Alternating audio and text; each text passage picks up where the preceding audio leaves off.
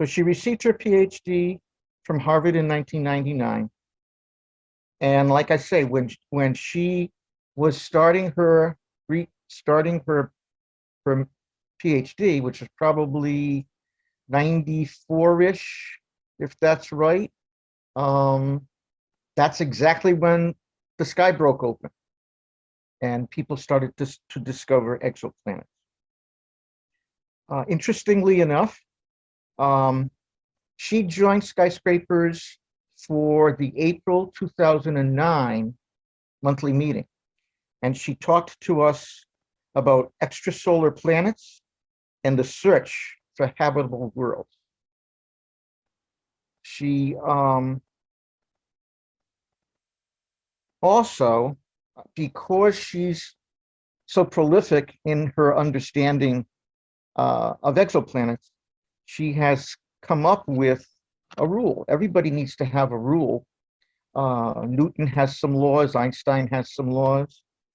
There is a new law called Seager's maxim, which states, for exoplanets, anything is possible under the laws of physics and chemistry. So without further ado, I would like to introduce Dr. Sara Seager. Thank you for that warm welcome, and it's great to see all of you.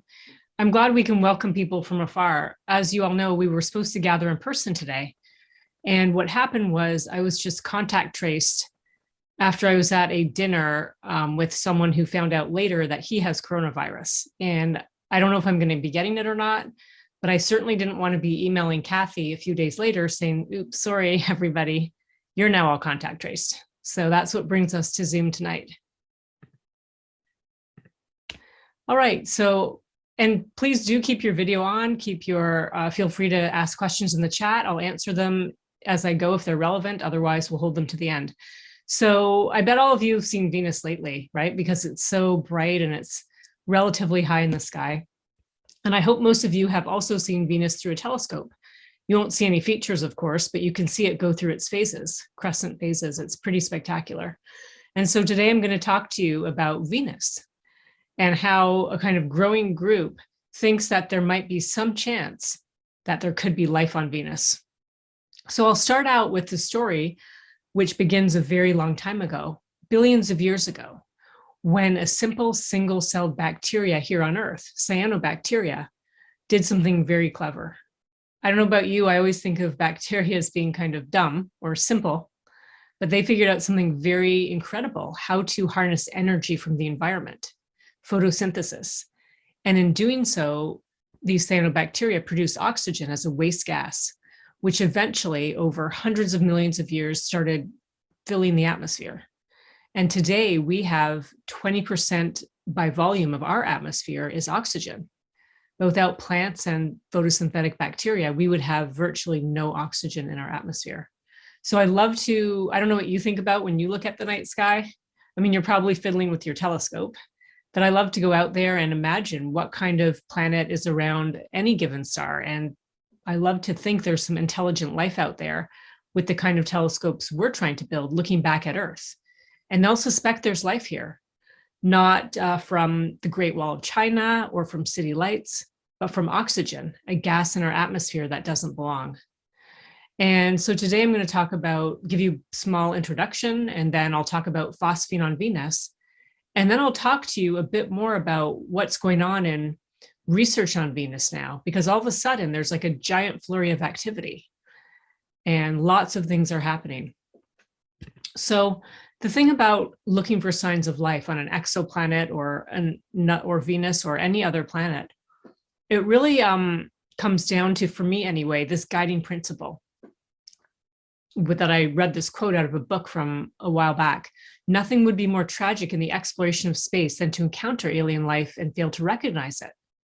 So for exoplanets, in my mind, I always think about this because yes, our atmosphere has been re-engineered by life, but only for the last billion years or so have we had this 20%. Now, to any other group of people, a billion years would seem like a very long time. But since our Earth has been around for over 4.5 billion years, that's like less than a quarter of our Earth's life. So one of the things that my research team works on is what gases should we be looking for, or should we be ready for? What kind of gases out there might actually be a sign of life on another planet? And, we're trying to find a gas that doesn't belong, that's out of chemical equilibrium with the rest of the atmosphere. And there's just so many molecules out there, honestly. My team and I, we've spent maybe a decade literally trying to determine every single molecule that is in gas phase at a habitable planet temperature. And we have scraped databases from all around the world, and we've written computer algorithms to sort through all of this. And there's this thing called chemical space where you can create molecules in your computer. And a subset of our molecules, that's shown in the background, chemical space. And this shaker filter is illustrating how we sort molecules. And some of these molecules stream by an exoplanet, indicating we hope we can someday detect signs of life on exoplanets by way of these gases that don't belong. And we don't know if we'll be finding intelligent aliens or just microbes, or like that moldy slime that you might find in your fridge. Today I did find my strawberries were covered with a fuzzy mold. So yeah, and some molecules, believe it or not, for some reason, some molecules or some fragments of molecules, these are the stream of molecules going out here on the left. For some reason, they're never made by life. It turns out life seems to purposely avoid big islands of chemical space. So in working on all of this, one gas popped out almost right away. Admittedly, we didn't need this kind of overkill set of tools to find this very interesting gas, but this gas popped out both in one that appeared to be rarely used by life and in the stream where it might be a good biosignature gas. And this gas actually is phosphine. Phosphine is a phosphorus atom indicated by this orange color and 3 hydrogen atoms. And phosphorus, we don't have very much phosphine here on Earth actually, because on Earth we hardly have any hydrogen. Well, free hydrogen anyway. Well, we do have a lot of hydrogen and water and such, but phosphine, there's not too much hydrogen, and at the temperatures and pressures that we have on Earth, it's very hard for phosphine to form. Phosphorus, it's an essential element for all life, but it's on Earth found mostly as phosphates. And what's really interesting is phosphine, it appears to be rarely used by biology. And for these two reasons, people initially pushed back on the idea of phosphine as any kind of biosignature gas. But if and people also don't like that, we don't really know what life form makes phosphine, it turns out. We don't know the exact biochemical pathway. We don't know which species. And phosphine is very toxic. It was used as a chemical warfare agent in World War I, for example. But if you don't have to dig too much deeper to find that, in fact, although we don't know exactly which life form makes phosphine, we think it's a type of E. coli bacteria, there's incredibly strong evidence. You can be 99.999% sure, for example, that phosphine is made by life on Earth. It is found in mixed cultures of bacteria that people have in their laboratories. It is found in oxygen-free environments like swamps and wetlands. And it's also tied to animal guts. Over penguin colonies, there's a lot of phosphine, penguin poop. And also phosphine is toxic, it's true, but we think that's only in an oxidized environment. So my team had been working on phosphine as a potential biosignature gas on exoplanets. It is only associated with life here on Earth, as I've described, or by us humans making pesticides. Because remember, phosphine is very toxic. So it actually doesn't have any false positives we can think of here on Earth. And it also falls in kind of a unique spectral range in terms of wavelength. So we love phosphine. So what happened was, in a completely different part of the world, for a completely different project, another astronomer was working on phosphine. Now, I'm guessing a lot of you aren't familiar with phosphine, or maybe you've heard about it in the context of Venus, but before that, you probably haven't heard of it. And so it's just astonishing that Professor Jane Greaves also was considering phosphine as a biosignature gas. Now, her story is somewhat different, and she decided to go out on a limb and search for signs of life on Venus. She's an expert in radio astronomy, and I'm showing you one radio telescope here. The outside, James Clerk Maxwell Telescope. This is in Hawaii. Someone here was saying that you heard about this from some connection to Hawaii. This is on Mauna Kea, and here's the inside looking in at the big radio dish. And what Professor Jane Greaves did that was absolutely phenomenal was she dug through the literature, like journals and such, looking for a gas that fell within the wavelength of her expertise in the radio. And she came across phosphine, and she came across some of the same papers we did that showed that phosphine is associated with life here on Earth. Remember, penguin colonies and such, and wetlands and swamps and oxygen-free environments. So her proposal to search for signs of life on Venus by way of phosphine got rejected initially. Eventually they were detected, and she found a sign of phosphine. And at that time, a mutual contact connected our two teams, and she invited my team to work on phosphine to help interpret her findings. But first of all, the data she got from this particular telescope wasn't that strong, so we helped her write another proposal. I'll get to that in a moment. So Venus, you all know it, right? It's so bright and beautiful in the night sky. It's just fantastic. And you also all know that Venus is a terrible place for life because, we always hear about it has this massive carbon dioxide greenhouse atmosphere. And the surface is so hot, 700 degrees Kelvin. It's hot enough to melt lead. Really no life of any kind could survive on the surface, okay? Like complex molecules, it's just too hot, way too hot. Nonetheless, people have been speculating about life on Venus since Carl Sagan over half a century ago. And basically what it boils down to is that just like on Earth, if you ever hike up a mountain, it gets colder and colder above Earth's surface. Well, on Venus, same thing. Above the surface, it gets colder and colder. And about 50 kilometers above the surface, it is actually the right temperature for life. And moreover, there are clouds on Venus, liquid clouds.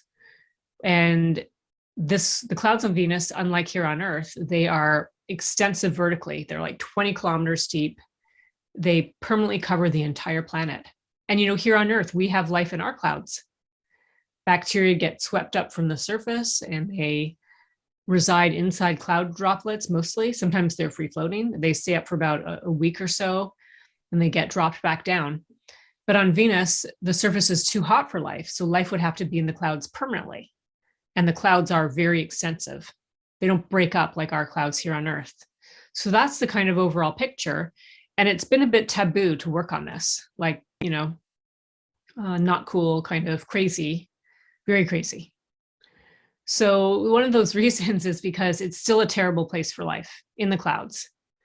It's incredibly dry outside the cloud particles. It's like 50 to 100 times drier than the driest place here on Earth, the Atacama Desert. And the liquid clouds, they're not water. They're incredibly acidic.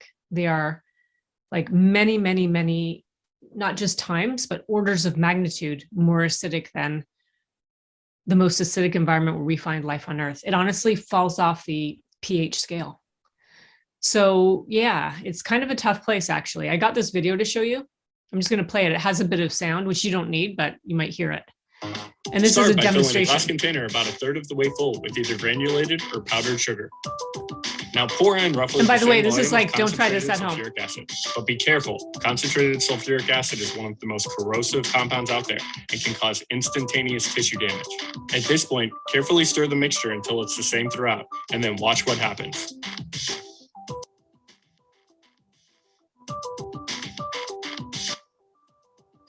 The sulfuric acid breaks apart the bonds that holds the sugar molecule together, converting it into elemental carbon and water.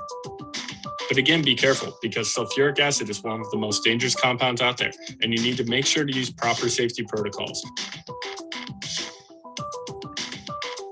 That's incredible. Look what happened to that sugar. The point is that our DNA, the backbone of DNA, is like a sugar.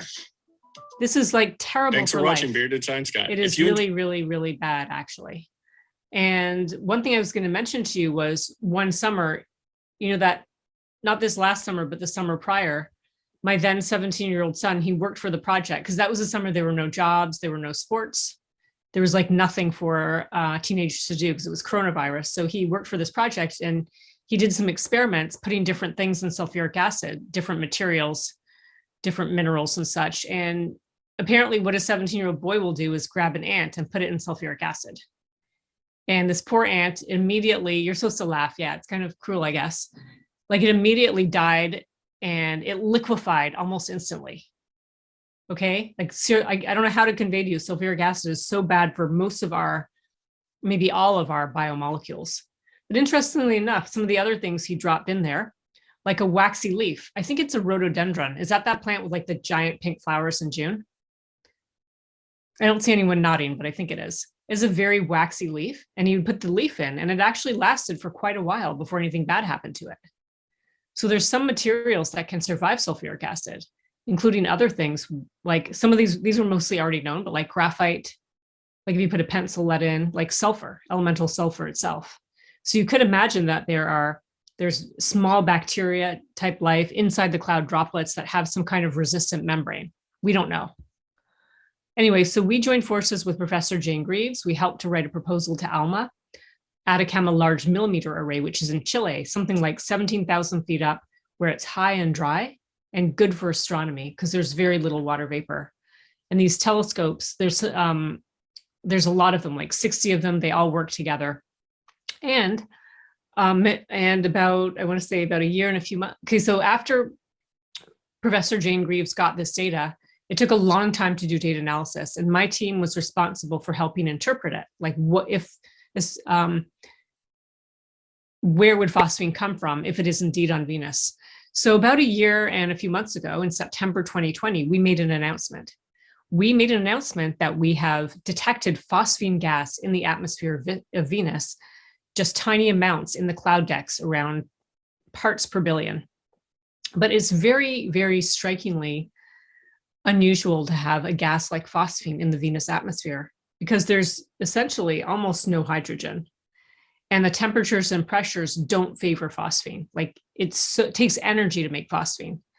And so it's really shouldn't be there.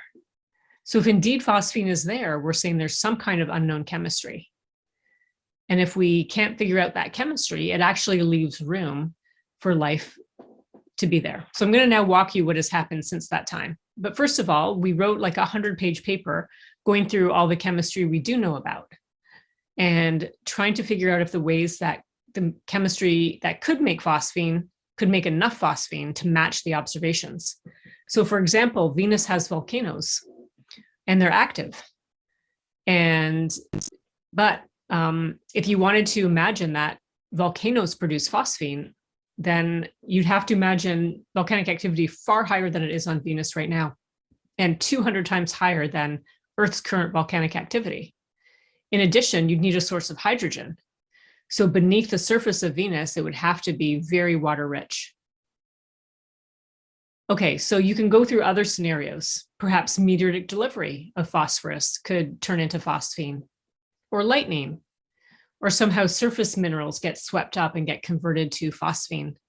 But each one of these ideas, pick an idea, like none of them really work out. It's just so hard, so unusual to have phosphine there. So I wanted to tell you a bit about okay, so we still don't know. There could be chemistry that we don't know of. There's always room for a way to make a gas. We just don't know what it is. So I wanted to talk to you a little bit about the data for a moment. Now, I have a series of slides with 3 figures like this. I'm going to walk you through them, but you don't have to understand these figures to understand the rest of the talk. But I did want to go through the data for a moment. So this is showing you, it's just called line to continuum ratio. It's just what the radio astronomers like to do. I'm not a radio astronomer myself, but it's just their convention. And instead of showing you wavelength or frequency, they like to use the Venus rest frame velocity.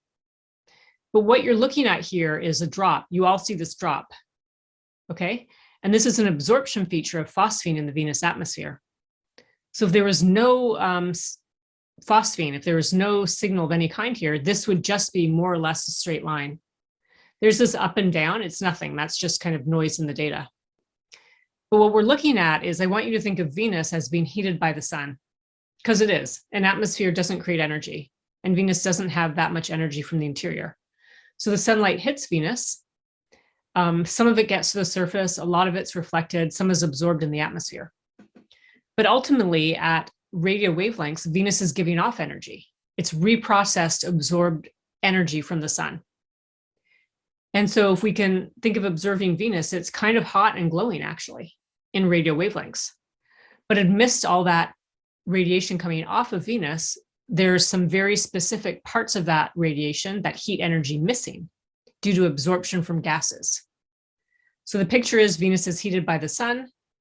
It's reprocessing some of that absorbed energy. It's giving off that energy, but within that giving off energy, there's some pieces missing due to absorption.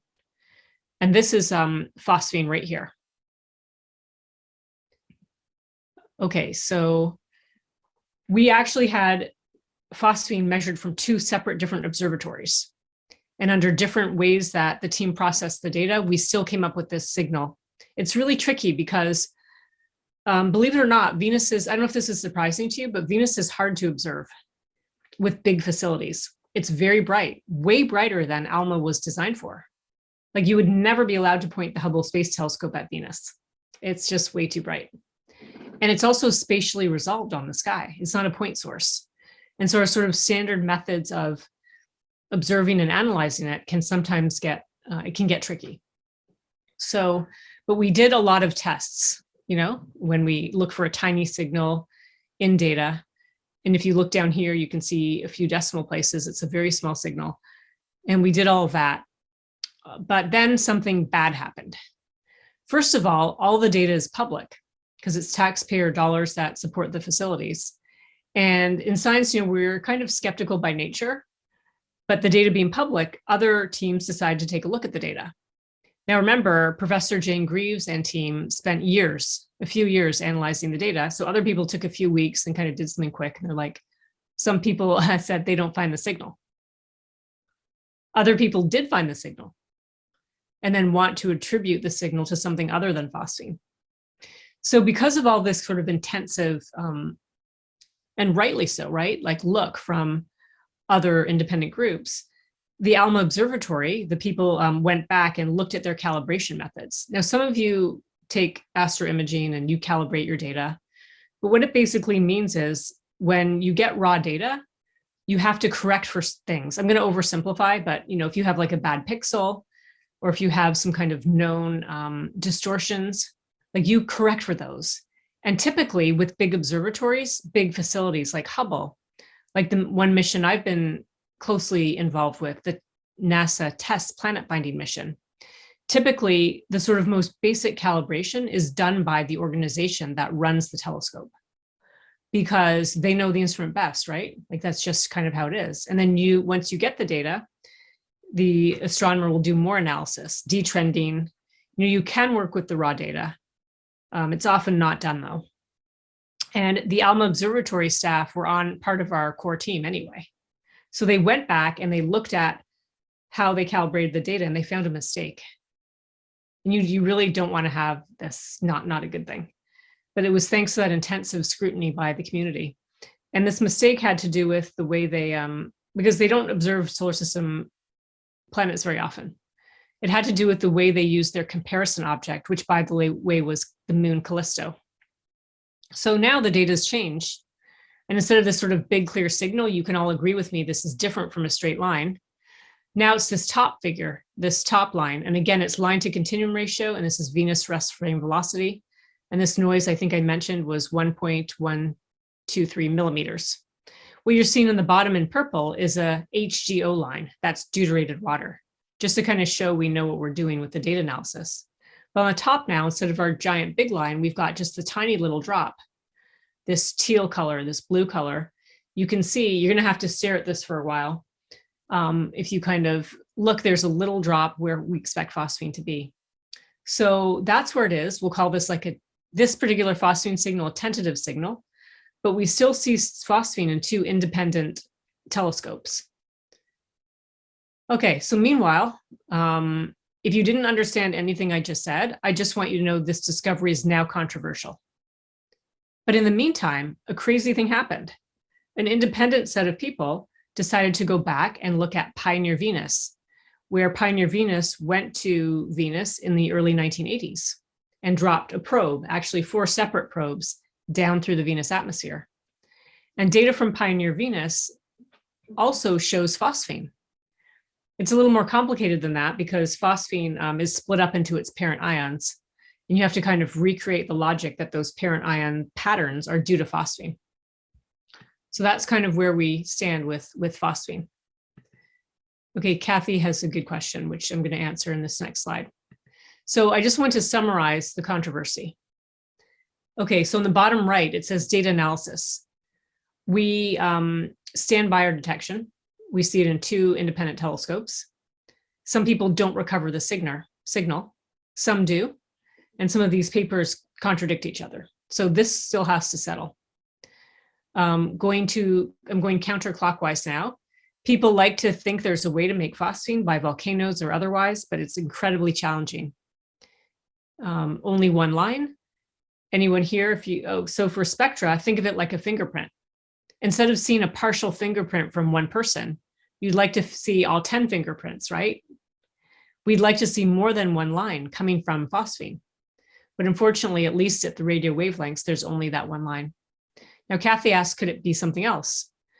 Sulfur dioxide is the only contender. And sulfur dioxide is known to exist on Venus. It comes out of volcanoes.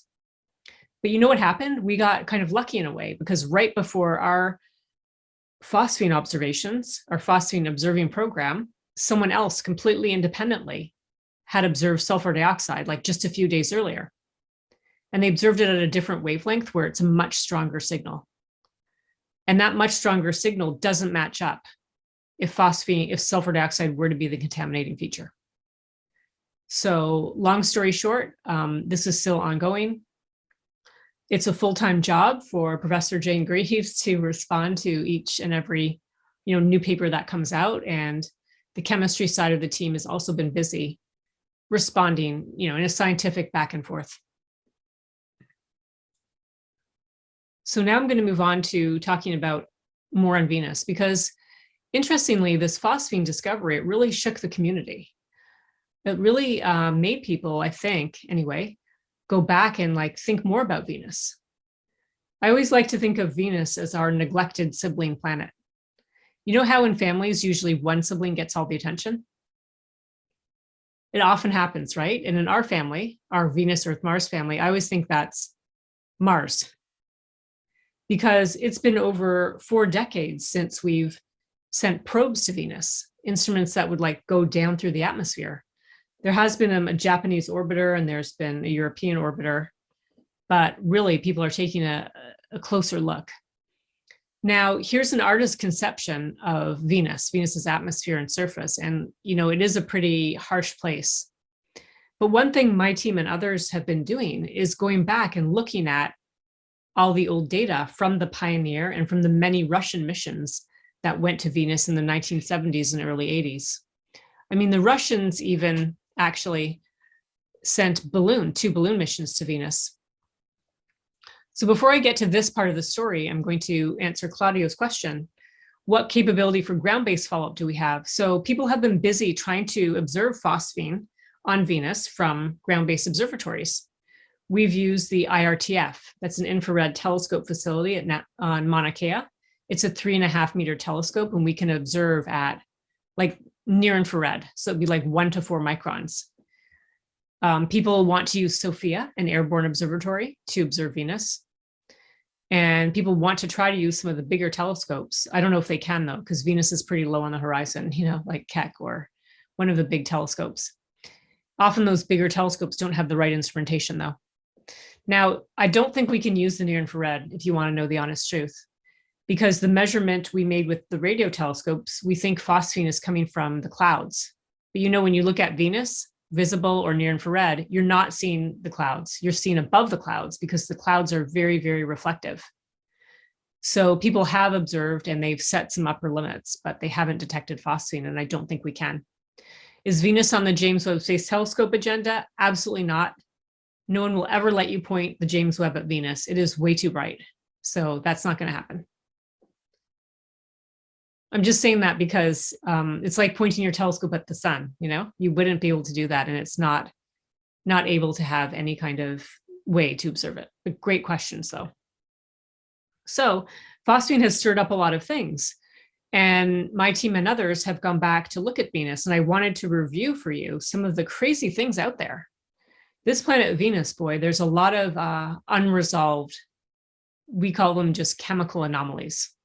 Now, one that's been well known is a mysterious ultraviolet absorber. I was going to say observer, a mysterious ultraviolet absorber. So Venus, by the way, I'm going to show, I have to back up a little bit now because I wanted to, okay, I want to show you this. I'm going to have to go a little further back. Venus has a pattern on it. See this pattern? These dark patches are from an ultraviolet absorber that absorbs something like half of all sunlight incident on Venus. It is caused by a particle whose composition we don't know what it is. That doesn't mean it's life, of course. People love to speculate maybe it's some kind of photosynthesizing life that has to have pigments to absorb radiation. But it's pretty remarkable, actually, that what's causing these big features we can see, that we don't know what that chemical is. It's some kind of small haze particle. What else is interesting is that the probes that visited Venus decades ago also saw some things like phosphorus and iron, non-volatile elements in the clouds that really shouldn't be there. But life, by the way, needs to have metals to catalyze reactions. And this plot, by the way, is showing you altitude above the surface in kilometers. And it's showing you on the right, there's actually different types of cloud decks. People like to just say it's not too creative, but lower clouds, middle clouds, upper clouds. And beneath the middle clouds, there's a haze layer also of unknown composition. What's really interesting is that the clouds, they're thought to be sulfuric acid, concentrated sulfuric acid. But sulfuric acid is a liquid. And liquids, by the way, can be spheres. But if particles aren't spherical, if they're non-spherical, then they're not liquids. And in fact, the probes found that some of the particles in the lower cloud, the middle to lower cloud, they're just called mode 3. They're actually not spherical. So that means they're made of something we don't know what. And they could actually be quite different from concentrated sulfuric acid. Remember how bad sulfuric acid was for sugars? And I told you also for other forms of life. Well, it would be fantastic if these non-spherical particles are something else and that they're not as acidic, which gives us a way to, yeah, I was just distracted by the chat for a second. Okay, so one other incredibly perplexing thing is that there are some gases in Venus's atmosphere that don't belong, that really shouldn't be there. It's not just phosphine, but there's been tentative detections in situ in the atmosphere itself of ammonia and of oxygen, which appears to be there at part per million levels. Now that's much smaller than our 20% by volume, but it shouldn't be there and has never been explained. There's also sulfur dioxide and water vapor that are there. We expect them to be there. They come out of volcanoes, tiny amounts. They're just trace gases, but they're in amounts that are distorted in the clouds. They're actually depleted. They're different than models would have you believe. So that's a lot, actually. All this together, it's like, wow, there's so much on Venus we don't know. These trace gases, this kind of non-equilibrium, mysterious UV absorber, other elements that shouldn't be there. And it's just amazing. And I'm telling you that some days, I don't know if I'm on a wild goose chase or if we're onto something that's like the best thing ever. And my group has come up with some new work where we take these atmosphere unknowns, oxygen, possible presence of ammonia, the amounts of sulfur dioxide and water vapor, and this unknown lower cloud large particle composition. And we came up with a hypothesis. And I'm just going to tell this to you with a straight face. I think it's solid. I really do. But let me just tell it to you. We have a hypothesis that life is in the clouds producing ammonia. This ammonia gets dissolved inside the sulfuric acid droplets and actually acts as a buffer and neutralizes them. So now they're still very acidic, but not nearly as acidic as pure concentrated sulfuric acid. These droplets will also trap dissolved sulfur dioxide. And by the way, the most energy efficient equation to produce ammonia also generates oxygen. So if this theory is true, it's absolutely amazing because it actually helps to explain all these anomalies. And a prediction that comes out of this is that some of these droplets are not pure concentrated sulfuric acid, but they're something you might call an ammonium salt slurry.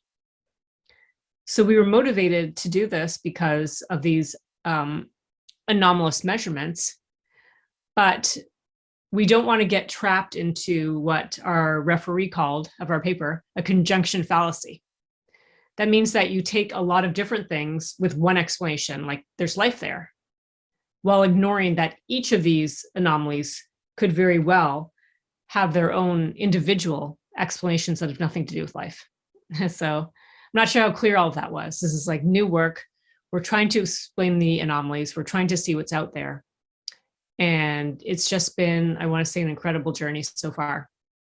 So what I've been working on the last couple of years, actually, the last 18 months or so, is what should we be doing about all this?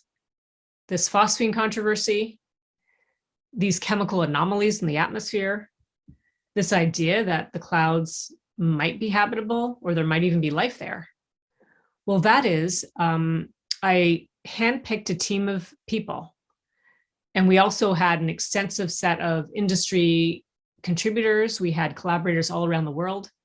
And we worked to think about what kind of missions could we send to Venus that are focused and that search for signs of life. And by the way, when we were doing all this whole story of phosphine and my mission studies were unfolding, something amazing happened that NASA, after lots and lots of proposals coming at them, picked 2 proposals and is now going to send 2 missions to Venus. And the European Space Agency will also be sending a mission to Venus. Now, these missions will go late this decade or early the following decade, but they're not doing any search for life. They're not searching for life. And none of these missions are going to be studying cloud particles from within the atmosphere itself. So we have a series of missions to address some of the problems I was telling you about. And this first mission, our target launch is May 2023. We have partnered with Rocket Lab. I think a lot of you have heard of Rocket Lab. For those that haven't, think of SpaceX. And you know, there's a series of commercial spaceflight companies out there. And Rocket Lab has a niche of relatively small rockets. And Rocket Lab, independently of us, wants to go to Venus and search for signs of life. So we teamed up with them, and I brought the science team, and we chose a science payload. Now, Rocket Lab has a relatively small rocket, and they're also building the cruise vehicle. And the cruise vehicle will go by, so the rocket will launch, and it will kind of give birth to a cruise vehicle. And this cruise vehicle, shown here on the right in the middle, called Photon, will fly by Venus and will drop off this probe, shown by this little thing here. And this probe will drop through Venus' atmosphere, and it will last about an hour. And with the room we have is 1 kilogram. So if you know anything about space, you know these numbers are small. 1 kilogram for the instrument. And this thing's going really fast through the atmosphere. There's no parachute or any way to slow it down. It'll spend 3 minutes in the cloud layers. So we're given 3 minutes and a kilogram, and we came up with a really exciting instrument that has a really big name. It's called an autofluorescing nephelometer. A lot to chew on. What it's going to do is, through a window, it will shine a laser out through a window, and it'll measure. And our main goal is to have a UV laser that can make the molecules glow if there are any complex molecules inside the cloud droplets. So if these droplets have organic molecules with rings, they will fluoresce. The UV light will excite electrons, and when those electrons drop back down to the original energy level, they will give off UV. That's like, you know, when you go it's not like this, but it's kind of related. When you go to a theme park, and there's like a place where they have a UV light inside, and your clothes start glowing. If you're wearing a certain type of clothes, it's like that. It's fluorescence. So that's our main goal. But this light that shines out through the window, the Pioneer Venus probe already had one of these nephelometers. It shines out a light and measures the backscattered radiation, the scattered light in intensity and polarization coming off the cloud particles. And by measuring that distribution with angle, can tell something about the shape and constrain what the cloud particles are made of. So that's what we chose to do, and we're working hard. This is like my main thing right now. In addition, we came up with a series of other missions. We'd like to go back and spend some time in the atmosphere and search for all these gases that I mentioned: ammonia, water vapor, phosphine. and study these gases directly and kind of confirm the anomalies found from before and to see what's going on there. We'd like to study these cloud droplets more directly, in particular measure their acidity and see if our new theory, our new theory is correct, and to interrogate these cloud particles. In our study, we also spent a lot of time thinking about more complicated instruments, even perhaps bringing a microscope on the balloon to search for cell-like structures. But all for a variety of reasons, we found that incredibly complicated and time-consuming. And we do love the idea of atmosphere sample return, of having a way to go to Venus and collect some cloud particles and bring them back to Earth. This picture here is just showing you a simplified concept of operations for a balloon. Starting on the left, this entry vehicle would drop into the atmosphere. A drogue chute would be deployed to slow down this entry vehicle and its contents. Heat shield would drop off, and the back shell would also separate, freeing this structure on the inside, which is a balloon structure and its inflation device. So then inflation would begin, and eventually we'd have a balloon. In this case, it's a fixed altitude balloon with a gondola shown by the sphere here, with the instruments to measure the various things about the clouds and atmosphere we're interested in. And we also envision dropping off a few mini probes to sample the lower atmosphere and bring back those measurements as well. I'm going to summarize now, and then we have lots of time for questions. So your takeaway is that Venus has many long-standing mysteries. Some of these were measured directly in the atmosphere by probes in the atmosphere nearly 40 years ago. There's a lot of things going on. I mentioned ammonia, phosphine, water vapor, sulfur dioxide, oxygen. And I mentioned these mode 3, these large cloud particles in the lower clouds that we don't know what they're made of, but they might be the key to life if there is life on Venus. We're starting on this new era for Venus exploration with three missions, NASA and ESA going back to Venus.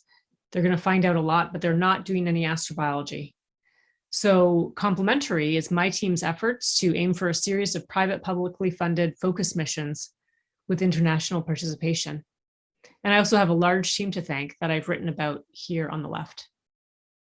Well, that concludes my talk, and thank you so much for your attention. Thank you very much, Dr. Seager. Do you want me to just go through the questions? Because I see Yeah, you want to do it that way, and then they may actually drive some more questions out of the Sure. people. I'll address the first one too from Richard. So I should have said this in the talk, but phosphine has been detected in Jupiter and Saturn. And why is that? Well, it turns out that Jupiter and Saturn, they're mostly hydrogen. So they don't have the problem that Venus has of not having much hydrogen. Also, Venus, Jupiter, and Saturn, they don't have any surface. So beneath the atmosphere, it just gets hotter and hotter and higher pressure. And not too far below the atmosphere, you know what? The temperature and pressure is just right for phosphine. With the hydrogen and the temperatures and pressure, phosphine is the preferred form of phosphorus. And that phosphine below the atmosphere gets like dredged up by convection and such. So we do expect to have phosphine on Saturn and Jupiter, no problem at all. And remember, on Venus, no hydrogen, not the right temperature and pressure. Okay, another question. What is the anticipated date of launch for the Venus Lifefinder mission? Well, we're shooting for May of 2023. There's actually a transfer window, like going to another planet. There's certain more favorable times than others, because you have to think about when you leave Earth. You don't want Venus to be like on the other side of the sun when you arrive there. Like, there's shorter paths. So it's really kind of May 2023 or bust. Our next mission, we're going to work on a plan and fundraising. It would be fantastic if we could meet a 2026 deadline, because that would be the next good window. And after 2026, it's kind of towards the end of the decade.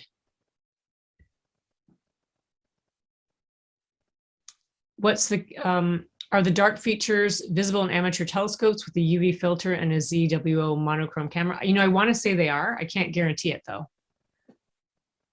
but I think they should be.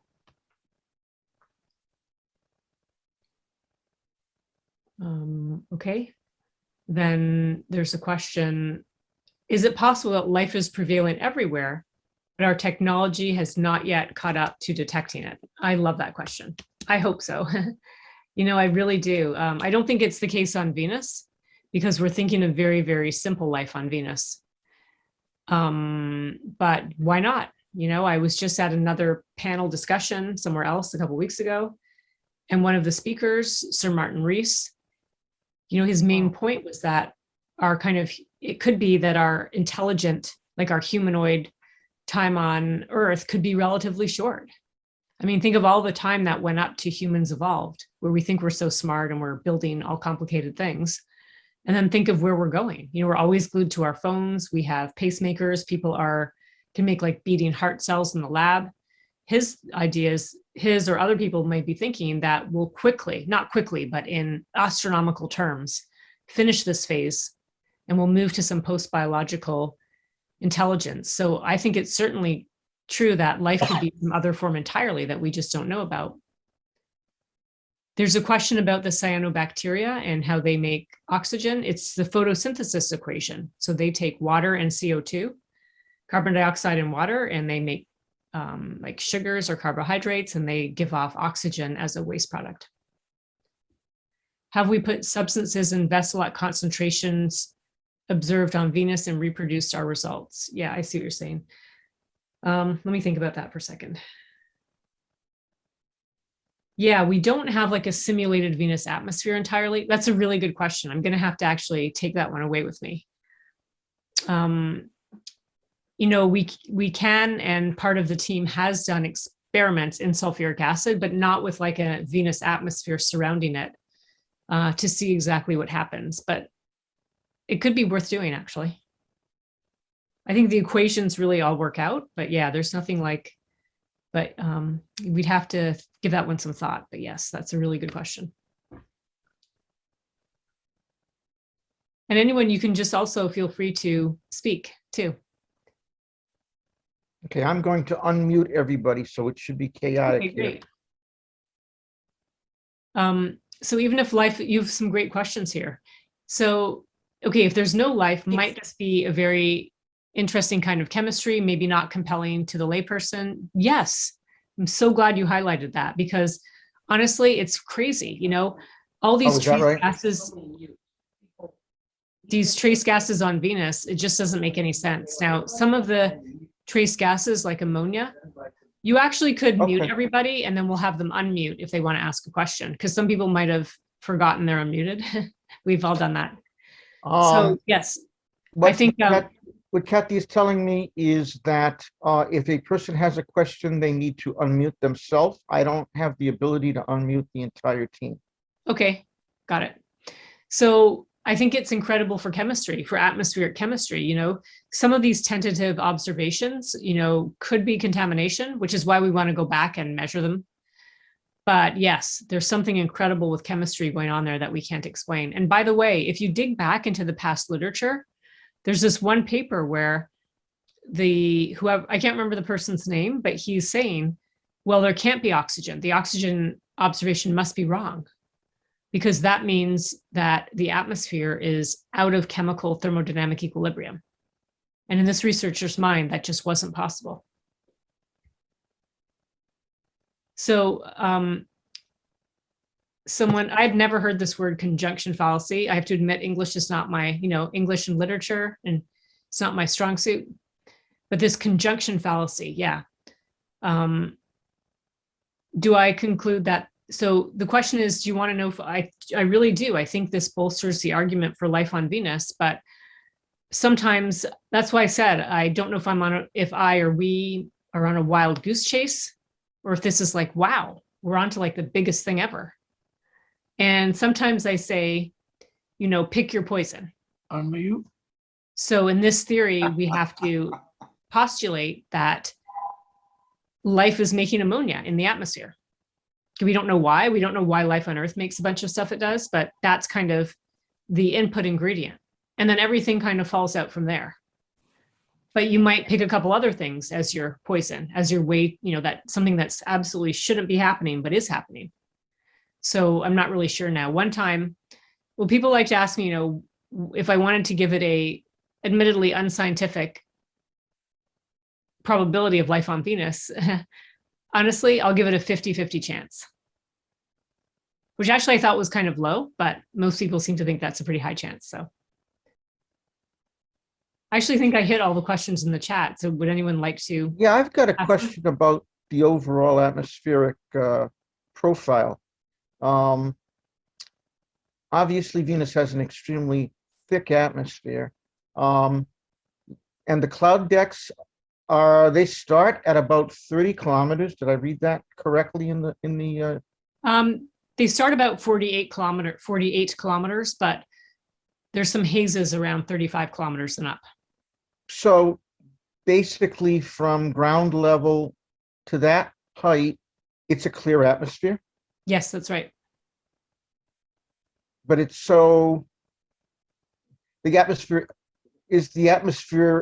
how many Earth atmospheres is it at the bottom of the cloud deck? It's about 100. Oh, at the bottom of a cloud deck, it might be about several, like a few to several Earth's atmospheres. Yeah. So it's very conceivable something could exist unless the temperature is too high. Temperature is too Below- high. That's right. It's Yeah. still too high. Okay. Yeah. So there couldn't be anything living at the bottom of the cloud deck taking advantage of the mixing between the cloudy layer and the non-cloudy layer. Unless It's it too can hot. survive the Yeah. temperature of melted lead. Well, that's at the surface. Is that still true that high up? Okay, what I'm going to do is pull up a slide for you that has temperature and pressure. It's kind of a cartoon slide, Mm-hmm. but I think it will still be helpful. Because that way I also don't have to like remember for you and get it wrong. Yeah, okay. So this slide is for something else, but it shows you altitude on the left in kilometers above the surface. And on the right, it's showing you temperature in degrees Celsius, and it's also showing you pressure in this unit called bar. So our Earth's surface is 1 bar. So if you Right. want to say at 1 bar, it's 60 degrees Celsius, and that's at 50 kilometers. And so you're interested in, like, oh, it goes off the plot. So I guess I don't have it, but you can see it's going to be like well over 100 degrees at 35 kilometers, and it's going to be, yeah, several to 10 times Earth's surface pressure. But we have plenty of life forms that live in the deep ocean. But they're not Although- living above, like, they're not typically living above 100 degrees Celsius. Maybe Yeah, I some realize that. I will realize live like unless 120 degrees. unless they're close to a geothermal vent. But Right, there's- but those geothermal vents, it's super hot and high pressure, like right near the vent. Yes. But going away, it rapidly cools. So something would basically it would come from somewhere else, and then it would acclimate to that particular area. Is what we see on Earth in the deep ocean. I'm just trying to speculate that life isn't necessarily not possible in that kind of an environment. That's all. Great, appreciate your support on that. So what happened was, I want to say it was last week or the week before, it was amazing, but there was a conference on the habitability of Venus's clouds, cloud layers. That means, could there, not is there life there, but are the conditions in any way supportive of life? And this conference was like 3 hours a day for 5 days, hosted by the Russians. And there were 100 people at this meeting, which is quite a lot, actually. And so people are really taking this idea more seriously. But what I like about it is it's something we can resolve, might be too strong of a word, but if we can go to Venus with a series of focused missions, we could, see if there's life or habitable conditions, or we could rule that out.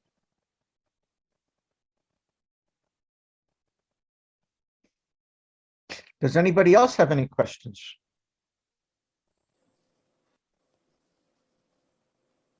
Just one. Dr. Seager, you've got a lot of work planned up through the potential launch in 2023. Is there anything else that you're working on, or is this your entire focus today?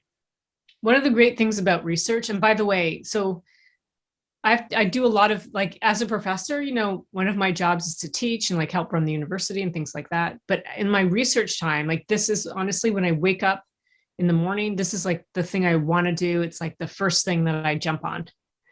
But exoplanets are still my, I guess, first love is the way to say it. And I think you're all also knowing or eagerly awaiting, hopefully, the launch of the James Webb Space Telescope. And that's coming up, right? Like, really, 2 weeks. yeah, yay. And he's A fortnight Tuesday. incredible, yeah. It's actually on the 22nd now, so that would be Wednesday. Yeah, so I'm pretty nervous about that, but I am part of a team that has a program. So the James Webb, by the way, like the first year or two is already planned what it'll be observing. So we know what it's going to be observing because astronomers, there's like a competitive process to propose for telescope time. That's already been done for round one. As well, all the instrument builders and others have proprietary time. It's like you're paid in telescope time, which is pretty nice. So there's like a public website where you can go and see all the programs. And I'm part of a team that has 3 planets on our list. And so I'm pretty excited. Yeah, that's a pretty big thing. So we're all waiting for that. And I do have parts of my team works on biosignature gases for exoplanets, not just phosphine, but any other molecule that could be suitable. Thanks. How easy is it to get spectral signatures from the atmospheres of exoplanets? Obviously, it depends on how far away they are, but there's such a short period of time where the atmosphere is visible, but it's not completely overwhelmed by other parts of the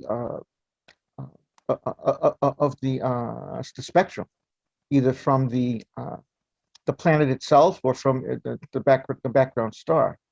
Well, we observe exoplanet atmospheres today with Hubble and other ground-based telescopes, and dozens of atmospheres have been observed. It's a pretty standard field right now where the planets that go in transit, planet goes in front of its star as seen from our telescope, and the starlight shines through the atmosphere, but some of the light doesn't make it through. So we observe the star by itself, and then we observe the star when the planet's in front of the star. And we look at the difference between those two, and what's left actually is the planet atmosphere. And we've been able to do pretty crude things right now, pretty crude. Like, that's actually a whole other talk. But the James Webb, I mean, there's already dozens of exoplanets on the list to be observed, and it will do a fantastic job. So it's not that you have like a green flash or something like that where you only can observe it for a few seconds. No, that's Okay. right. It's not like a green flash, right? It's, Okay, I didn't understand that. yeah, it is. Yeah. Quick You have question. that already, and Quick it's question. another talk? Excuse me, ma'am. I do. Yes, I actually do. I have another talk. I'll reach Excuse out. me, excuse me, ma'am. I have another question. Are Russians planning anything to do about this? Do they have any planned missions? Are they trying Yes. to incorporate any of these ideas? Yes. So this meeting that was hosted, the meeting that I was talking about, the online conference, it was actually hosted by Russia. They were one of the 2 hosts, and they have a mission they call Venera-D. And that mission is a balloon-borne platform, but it's not, it's a mission like in the planning stages right now. It's not just Russia, but India wants to go to Venus. So it's kind of popular these days. But you know, the Russians, I mean, wow, you should have seen, I mean, it must have been amazing to be a planetary scientist in the 1970s and 80s when Russia sent like mission after mission after mission, probes to Venus. And when something went wrong on one, they fixed it on the next one. And they sent 2 balloons to Venus. They went all with their own batteries. They lasted for 48 hours. That's how long the batteries lasted. And just so like amazingly far ahead of their time back then. So I think those days are behind us for any country to like have a commitment at that level to a program for another planet, but it was absolutely phenomenal. So I hope the Russians get their program funded and can go back to Venus. If I might, I'd like to ask, it's an intuitive notion. When you do get up in the morning, Dr. Seager, what is the one sweet spot of the information you have now about the Venusian upper atmosphere that is compelling you to think in terms of a possible life form active there? I think it's all these gases, these anomalous gases that are trace gases, but that there's no good explanation for. That's to me what it is. Well, okay, everybody. I want to thank you all for coming. And Dr. Seager, thank you once again for a very, very interesting talk for all of us. And hopefully it won't be another 12 years before you visit with us again. Right. So, okay, folks, take care.